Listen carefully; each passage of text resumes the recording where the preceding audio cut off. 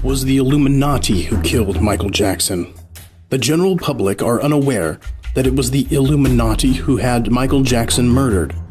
So the question begs, why would they want him dead? For many reasons.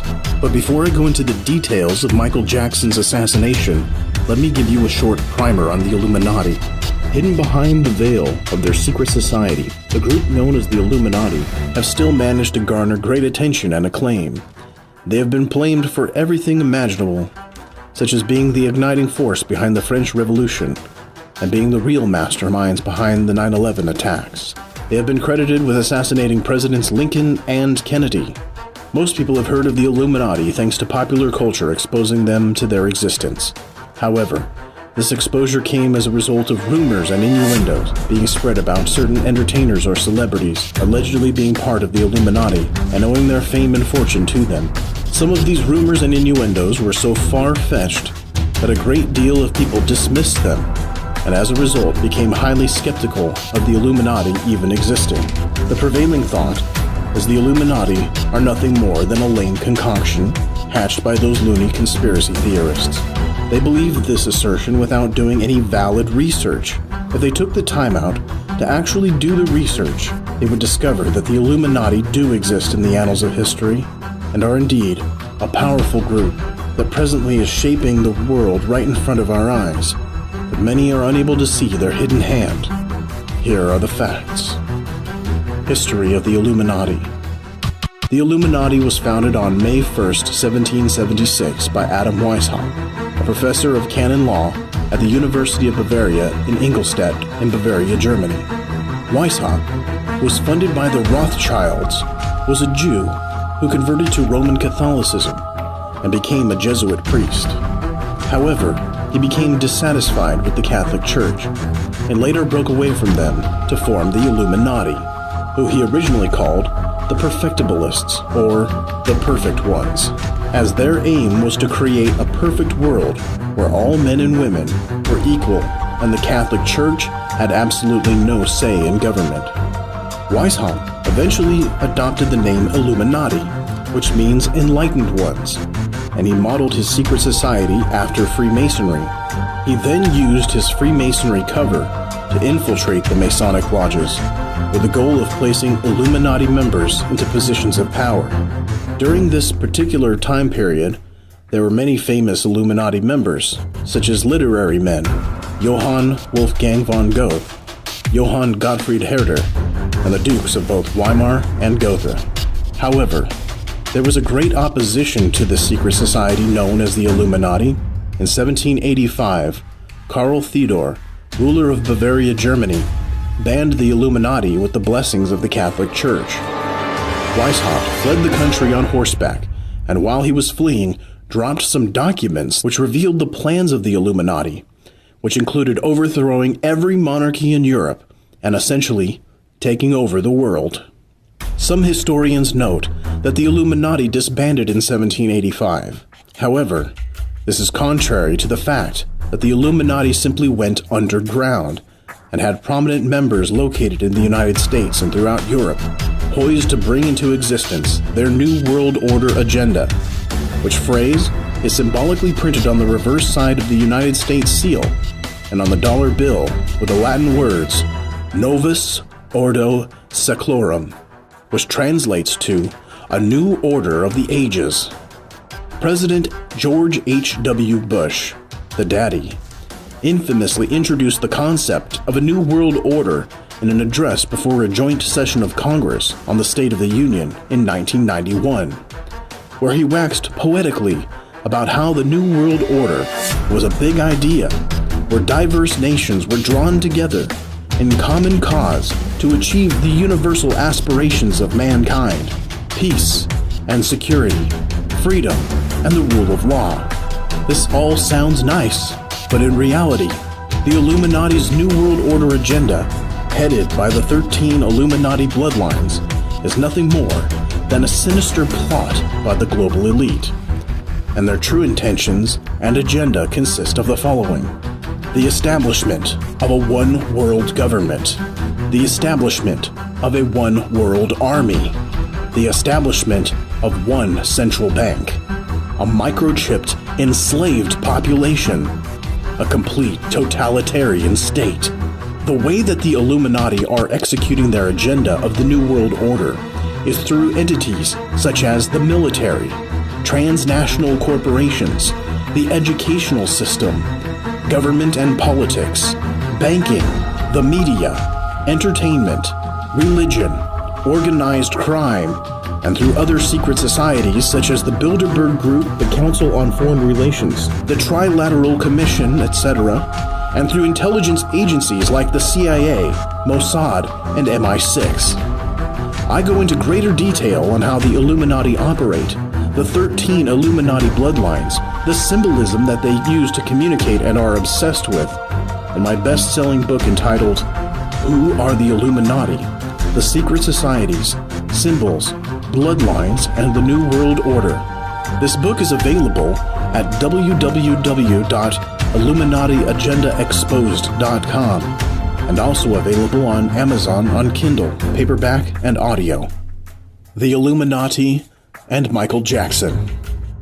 So you are probably wondering at this point, what does this secret society known as the Illuminati have to do with the entertainer Michael Jackson?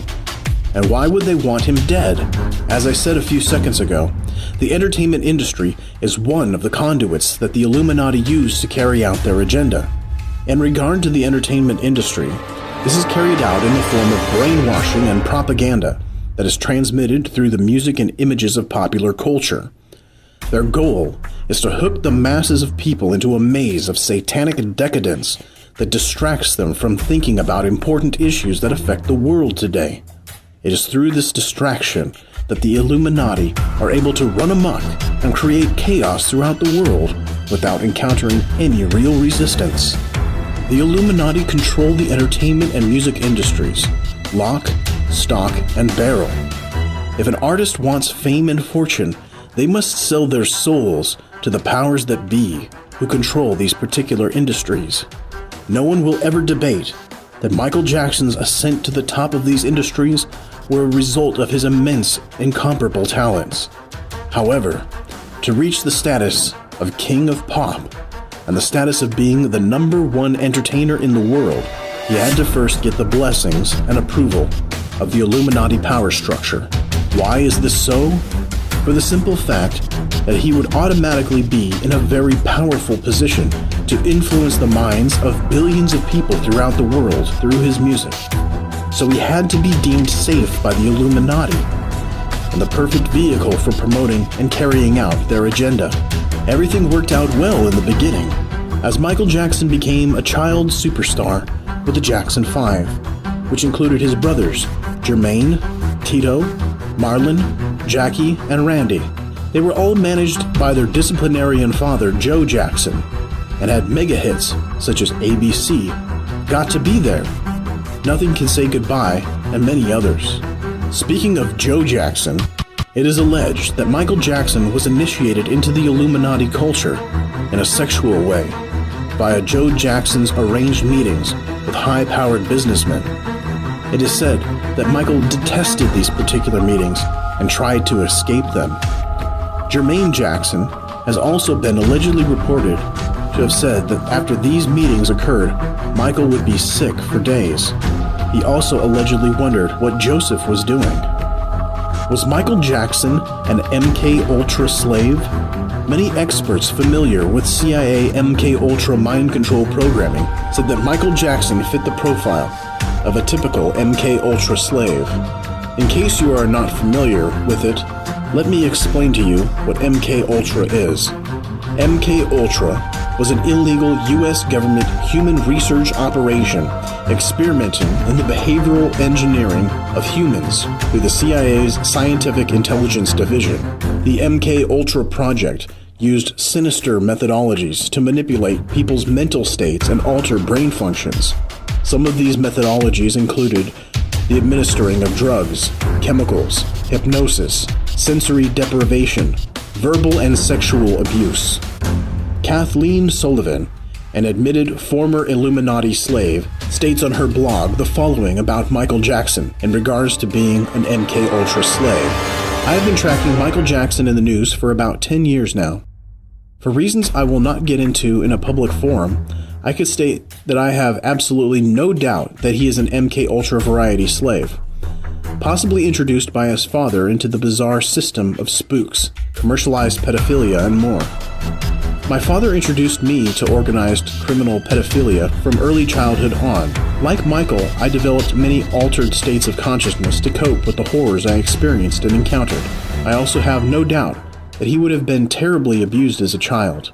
Even if he hadn't allegedly been given to others as a child to sexually service them, there is no explanation for his obsession with being with children in public and privately, especially in bed. Bryce Taylor, another former Illuminati slave, stated in her book, Thanks for the Memories, that she accompanied legendary comedian Bob Hope to a place that had a showcase for up-and-coming talent for television shows. At this particular place, she said that Michael Jackson and his brothers were to partake in his showcase. Bryce Taylor shockingly states that Bob Hope told her he was sponsoring the Jacksons in an effort to expand their careers. Before they were set to perform, Bryce allegedly recalls that their father, Joe Jackson, led them to a side room where all the boys had to drop their pants, and a big man raped each one of them in a lineup. You can believe Bryce's story or not. That's entirely up to you, and I admit, it's quite a shocking story. However, you can rest assured that Michael Jackson's superior talents alone were not enough for him to achieve superstardom and worldwide acclaim. He and his brothers had to be financed, marketed, and distributed by the music and entertainment Illuminati in order for them to achieve that success. In the beginning, the powers that be didn't have a problem with Michael Jackson because he was perceived as a non-threat to them because of his passive and meek image, and the belief that his only concern and focus was on his music, dancing, and entertainment of the public. In fact, he obliged the powers to be quite clearly, as he put their Illuminati symbols on his album covers and in his videos. For example, if you take a look at his Dangerous album cover, if you don't have it, just Google a picture of it. On the left side of the album cover, there are roller coaster cars entering the tunnel with a Masonic symbol above the door. The cars are also filled with different animals, and they are all shown coming out of the tunnel with the Illuminati's all-seeing eye above the door. There are also other strong Illuminati symbols on this particular album cover. Michael Jackson, shrewd businessman, or Peter Pan. Even though Michael Jackson portrayed to the public a meek and childlike image with the appearance of wanting to be the next Peter Pan, he was actually a very shrewd and aggressive businessman. When his Thriller album became a huge success, he was flushed with cash. He was looking to invest this windfall into something that would give him returns many times over, so he sought the advice of John H. Johnson, owner of the Johnson Publishing Empire and black publications Ebony and Jet magazines. Michael Jackson did not want to end up being broke like the entertainers and celebrities before him, so he asked John H. Johnson, in what should he invest his money? Johnson advised him to invest his money into the publishing business. Paul McCartney also had a heavy influence on Michael in regard to investing his money into publishing. Michael briefly lived with Paul and Linda McCartney while recording their duet, Say, Say, Say.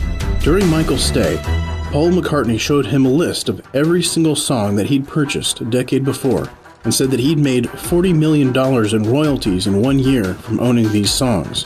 After this revelation, Michael Jackson looked and said to him, "Someday I'm going to own your songs."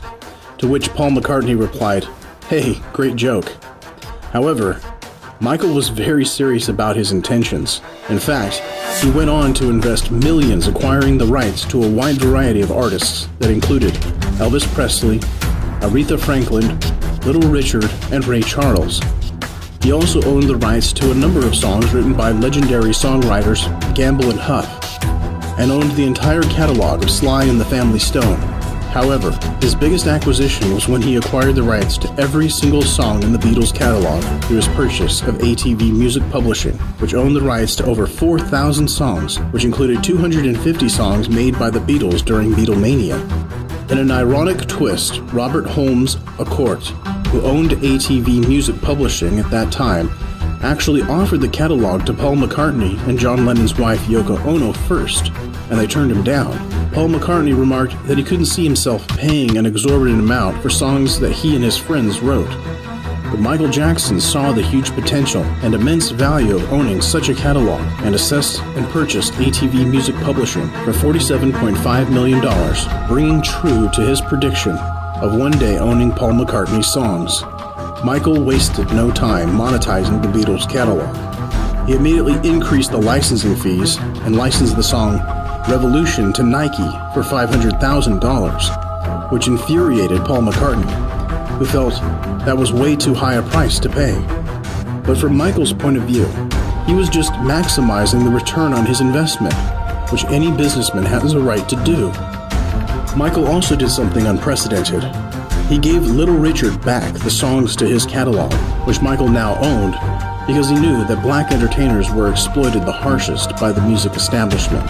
In addition to this, he also made sure that Sly Stone received royalties from his music. These particular moves that Michael Jackson made drew the ire of Illuminati-controlled music establishment, especially in regard to the benevolence he showed towards fellow entertainers, because essentially, the music industry makes a tremendous amount of money from literally sucking the blood of artists and viciously exploiting them.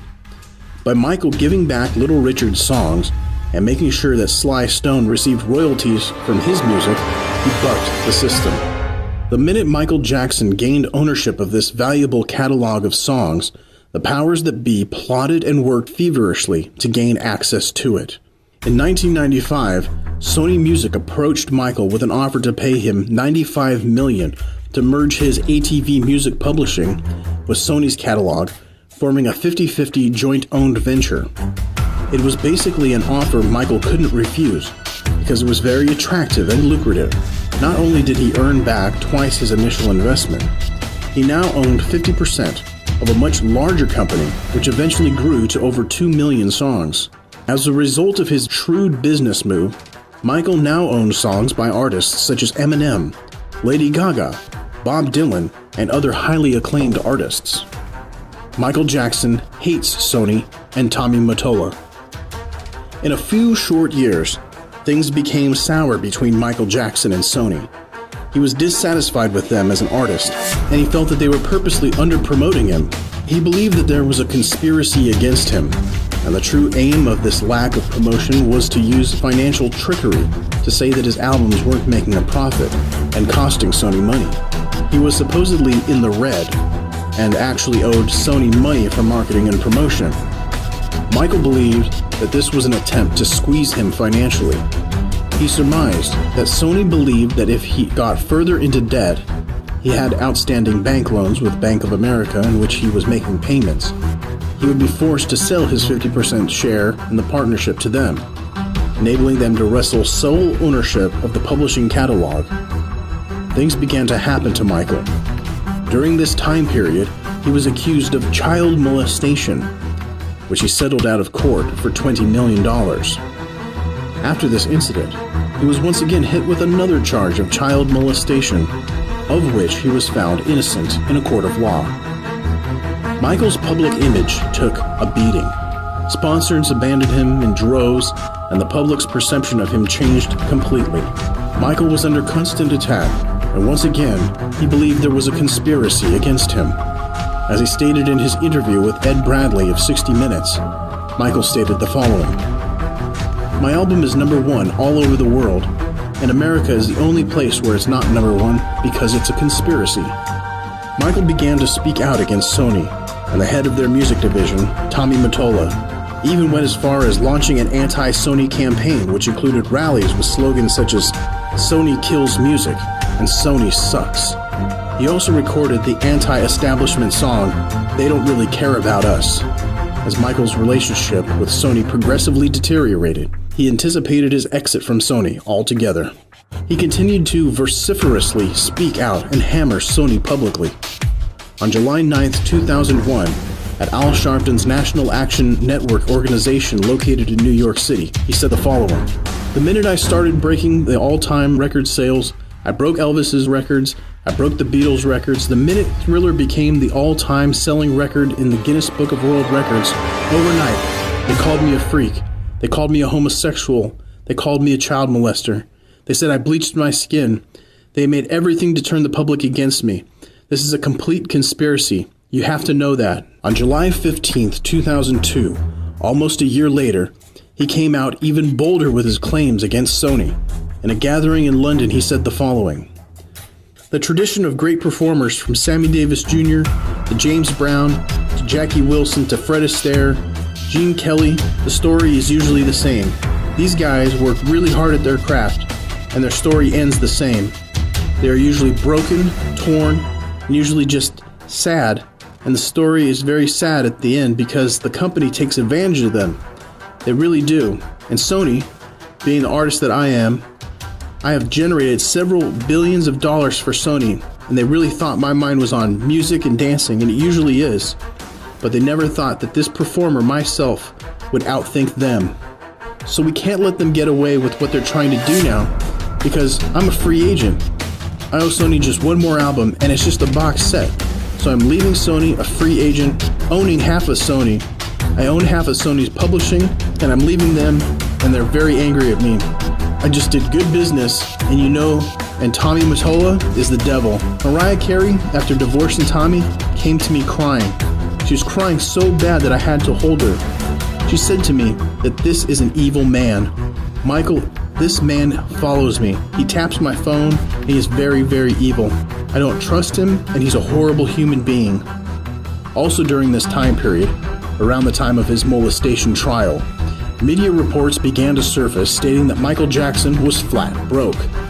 Michael refuted this notion in an interview with the Reverend Jesse Jackson when he stated, "That's not true at all. That's just one of their many schemes to embarrass me and drag me through the mud. And it's the same pattern, so don't believe any of this tabloid sensationalized kind of gossip." My personal beliefs on the subject of Michael Jackson being broke is that he felt in his mind, and based on the financial numbers, how could it even be possible that he was flat broke when he owned a music publishing catalog worth more than $2 billion? Although it appears that he had mounting debts and his cash flow wasn't as strong as it used to be. I personally believe that in order for him to extinguish these mounting debts and be cash flow positive, he would have to sell a portion of his catalog, or the entire thing. There was no way that he was going to do that. Another viable option for him to tame his debts was touring, which he had not done in years. Despite this fact, Michael received an offer from AEG, Anschutz Entertainment Group, to do a supposedly 50-show London World Tour, which, according to the New York Times, would have netted him $132 million. Michael, seeing the value of this opportunity, signed the contract. Despite having signed the contract, according to those around him, he never really consented to do 50 shows because he knew that he was not physically capable of doing them. Also, the people close to him believed the same thing, because Michael was very frail and had health concerns. Some AEG employees even had doubts as to whether Michael would be able to perform. They considered him a basket case. LaToya Jackson, Michael's sister, stated in her memoir entitled Starting Over that she believed that something fishy was going on with the AEG deal. She said that Michael confided in her he would never do a tour again because he believed that he would be assassinated on stage. She also said that Michael only signed on to do 10 shows, and the next thing you know, when he wakes overnight, there's 50 shows, and they told him he had to do them, which he said they knew he wouldn't be able to do. LaToya went on to state the following: "They knew he wasn't capable of them. They knew he wasn't healthy enough. He had a kidney problem. He was extremely thin. He was always freezing. They knew what they were doing. This isn't what I'm thinking. These are facts." Dr. Feelgood. Dr. Conrad Murray was hired by AEG to be Michael Jackson's personal physician at a salary of $150,000 a month. Murray began treating Michael Jackson.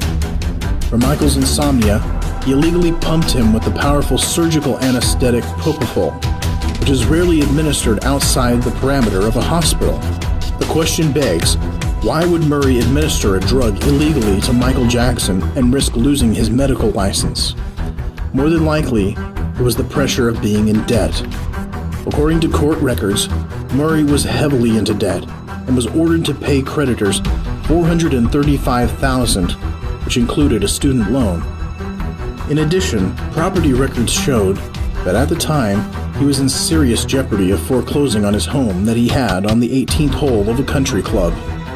He also refinanced his property 3 times in 5 years, and now at approximately $1.7 million on a house with a value of $1.08 million. I must also note that he had child support payments, in which he was in arrears. He was also supporting his wife, son, and daughter, and court records showed that he also owed thousands of dollars to a woman in California with whom he had a son. On top of that, he was supporting 2 additional daughters he had with a woman in Las Vegas. So, as you can clearly see, the job as Michael Jackson's personal physician at $150,000 per month was much needed to provide some type of financial relief to Murray. This was a once-in-a-lifetime opportunity for him financially, and he closed his Las Vegas practice so he could concentrate solely on Michael. Make no mistake about it, Murray was probably chosen by Michael because he knew that he could provide him with what he needed in the form of medication in a discreet manner. I wholeheartedly believe that this is true because Michael Jackson admitted publicly that he was addicted to painkillers and entered a drug rehabilitation program in 1993. Michael Jackson, murdered. Conrad Murray began working with Michael Jackson, and Michael Jackson wound up dead. He was pronounced dead on June 25, 2009, and the Los Angeles County coroner ruled that his death was the result of an overdose of propofol. Murray, when interviewed by investigators, admitted that he had given Michael Jackson propofol for 60 consecutive nights to treat his insomnia, and also so that he could get rest for his rehearsals. He also stated that Michael was addicted to propofol, and Murray said that Michael referred to the drug as his milk. Murray also said at the time he was trying to wean Michael off of propofol by giving him small amounts. But in her memoir, LaToya Jackson said that this wasn't true, because according to the coroner, Michael had enough propofol in him to kill an elephant. Murray was subsequently arrested, charged, and convicted of manslaughter. Murray only served 2 years of a 4-year sentence for killing the greatest entertainer the world has ever seen. But to many, Murray was nothing but a fall guy, a patsy. There were powerful people and entities who had a lot to gain from Michael Jackson's death. LaToya said that Michael told her that he would be murdered for his very valuable publishing catalog. She said that immediately after his death, people that Michael eliminated from his life came in, lurking, asking questions about the catalog. Michael's son, Prince Jackson, testifying in the Jackson family's wrongful death suit trial against AEG, recalled an instance when Michael was talking to AEG over the phone. Prince stated, after he got off the phone, he would cry. He also stated that Michael said to him repeatedly, "They're going to kill me. They're going to kill me." Prince elaborated even further and said that the "they" that Michael was referring to was AEG Live CEO Randy Phillips and his ex-manager Dr. Tome Tome. Michael even lamented to close confidence that he was worth more dead than alive. In spite of these claims, AEG was found not guilty in the wrongful death suit brought against them by the Jackson family. So, what about Michael's valuable music publishing catalog? Who actually won the battle over that prized possession once he was murdered? Well, let's take a closer look. His catalog, as well as his other assets, went to his estate upon his death, and his mother and children own a percentage of the estate. John Branca, Michael's longtime entertainment attorney, who Michael allegedly fired after Michael supposedly ordered an internal investigation of his own inner circle, became one of the co-executors of the estate, along with music executive John McClane. They both received substantial fees for administrating Michael's estate. But if Michael Jackson supposedly terminated John Branca, how did he become executor of Michael's estate? Supposedly, it was in Michael's will that he drew up a long time before that Branca and McCain were to be the co-executors of his estate in the event of his death. However, the Jackson family claimed that this particular will was a forgery, Nonetheless, in 3 short years, the estate reported a $475 million profit, which resulted in a huge financial windfall for both McLean and Branca. And what about Sony? Just 9 months after Michael's death, Sony signed a deal with Michael Jackson's estate to sell Michael's back catalog. In addition, they were given access to a large vault of unreleased songs. This deal is for a whopping 10 albums and is set to expire in 2017. The estate will receive upwards of $250 million in advances, as well as other payments. Michael, as he said, was worth more dead than alive. Now the question begs, if Michael hated and loathed Sony so much that he was about to leave them as an artist, why did the executors of his estate sign a deal with them after his death to deliver more albums to them? And what about AEG? Even though they were found not guilty in the wrongful death suit brought by the Jackson family, they still tried to collect on a $17.5 million Lloyd's of London insurance policy after Michael's death canceled the tour. This claim was rejected when it was revealed in a leaked email that AEG had concerns over Michael's health and stability before the tour. A wider conspiracy. Although Conrad Murray was ultimately convicted in the death of Michael Jackson, I strongly believe without a shadow of a doubt that the murder of Michael Jackson involved a wider conspiracy. The powers that be saw him as a threat because he wasn't the Peter Pan character they believed him to be. This was sure to be a problem for them because he had influence over billions of people throughout the world. The Illuminati feared that he would use his influence in a way that would be counterproductive to their agenda. He also owned 50% of the world's most valuable music publishing catalog, and he wasn't willing to part with it. So in their eyes, he had to be eliminated. Michael Jackson is just one example of a historical figure being murdered because they stood in the way of the secret society known as the Illuminati, or flat out rejected their overtures. In another book I've also written entitled The Illuminati's Greatest Hits, Deception, Conspiracies, Murders and Assassinations by the World's Most Powerful Secret Society, I cover, in detail, the assassinations of other historical figures who have met their demise as a result of the Illuminati.